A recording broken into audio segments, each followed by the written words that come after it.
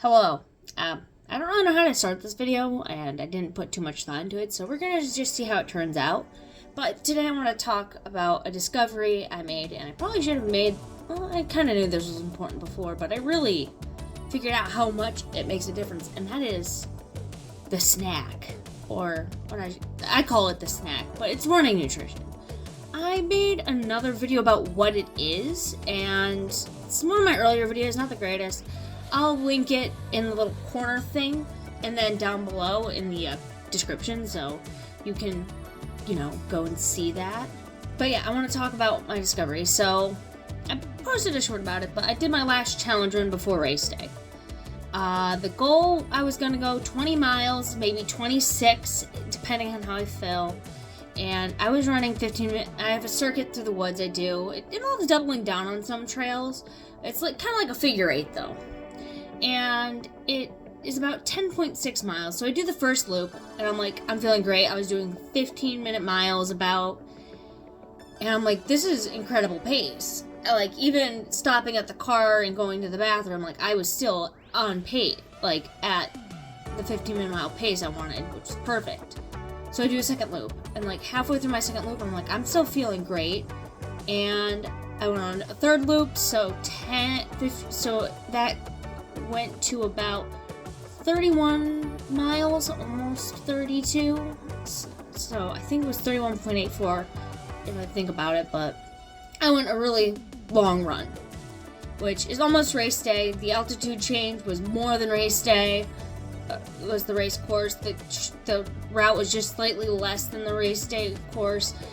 So it proved I was ready to do this ultra run, and the reason why I wanted to do that was because I wanted to see or try a new nutrition strategy.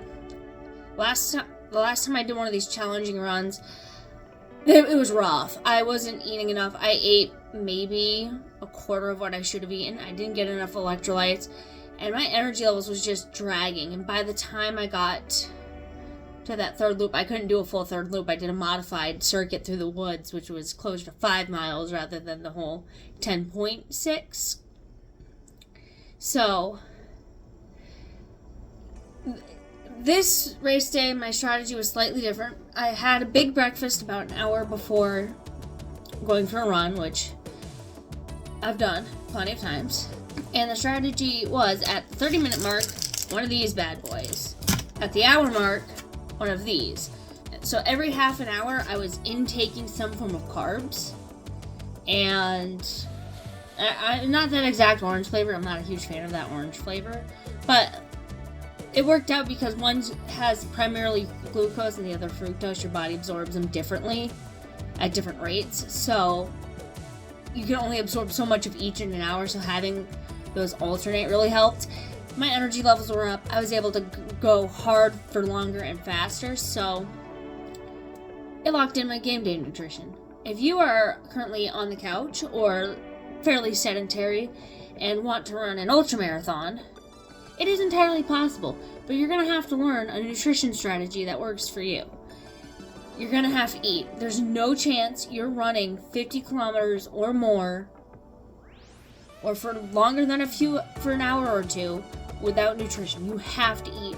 Your body will deplete its glycogen stores, the lactic acid will build up, you'll run out of steam. Unless you're completely special and built different with some weird genetic anomaly, you need to eat some kind of nutrition while running. Liquid calories are the best, but the gels and snacks, they have all sorts of running snacks. So they have the Stroop waffle are one I really enjoy, but I've also had gummy chews. They have energy bars, so there's plenty of options. So you need to harness the power of the snack on these runs and really, load up with snacks. Don't be afraid to eat while you're exercising. You're gonna burn it off. I ate probably 2,000 calories worth of stuff while on that trail run, and I was still in a 2,000 calorie deficit when I was done. So you need to eat a lot of calories while running. Think a general rule of thumb: an average of 100 calories per mile. So 32 miles. I burn slightly more. So yeah, you're gonna need snacks. It's gonna fuel you. And what I would recommend is, as you start getting into these hour and a half, 2 hour plus training runs as you're preparing for an ultramarathon, is just start incorporating snacks. On my training runs, I'll have a gel an hour. Nothing crazy. I do it this way because if I'm running on race day and I don't have the appetite, I can still run on empty. But you also need to know what will work for you, because everyone's stomach is different, and some of these gels make you feel like you have to go to the bathroom. So, yeah, you need the snack, and I really learned that on Monday. Trust me, like, even just experiment. Run for an hour with the gel and run for an hour without the gel on 2 different days. See how you feel. You'd be surprised how much of a difference it makes. Because, your body can't generate carbs, which is your primary fuel source, out of nowhere. You need to replenish that as you run. And honestly, on race day, I'm probably going to eat even more than just the 2 things per hour. I'm probably going to eat, like, Cheez-Its and other carby things that they have at the aid stations. Because, the snack is powerful. You need to fuel your runs, especially if you're getting into those longer distances. I learned that last Monday, and, always try a bunch of different things. Since, this is literally a marathon, not a sprint. You're not trying to get to the ultramarathon as fast as possible. I don't recommend that. You're gonna need to eat. You're gonna need to be training over the course of several months at least. So there's plenty of opportunity to do long runs and experiment with your fueling.